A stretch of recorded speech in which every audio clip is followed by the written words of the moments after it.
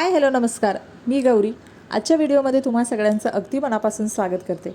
तर मैत्रिणींनो, आपलं जसं वय वाढत जातं ना तसं आपण आपल्या केसांची, आपल्या स्किनची आणि आपल्या चेहऱ्याची भरपूर काळजी घेतो, जेणेकरून आपलं वय जरी वाढलं असेल ना तरी आपल्याला स्वतःला छान, सुंदर, नीटनेटकं राहायला आवडतं.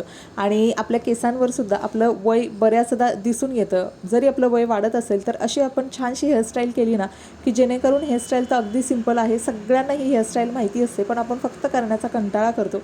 तर अशा पद्धतीनं हेअरस्टाईल केली आणि थोडेसे छान व्यवस्थित कपडे घातले ना तर आपण सुद्धा आपल्या स्वतःच्या प्रेमात पडू, आपण सुद्धा अगदी व्यवस्थित तरुण दिसायला लागू.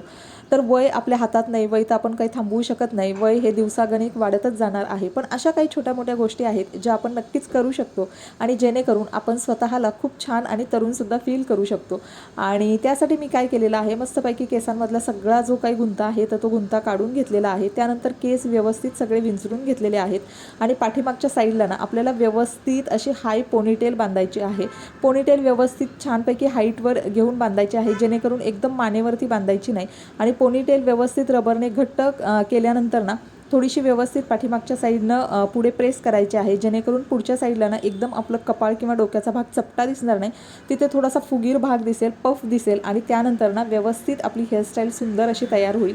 एकदम सिंपल हेअरस्टाईल आहे, आपल्या सगळ्यांना माहिती आहे. पण काय करतो आपण दरवेळी, अशा ज्या काही छोट्या मोठ्या गोष्टी आहेत त्या इग्नोर करतो आणि फक्त आपलं वय वाढतोय आणि वाढत्या वयानुसार आपण असंच दिसणार असं आपण ॲक्सेप्ट करून राहतो. तर छानपैकी तुम्हाला हवं आहे तर केस थोडेसे तुम्ही पुढे घेऊ शकता, त्याच्यानंतर पाठीमागे एका साईडला टाकू शकता.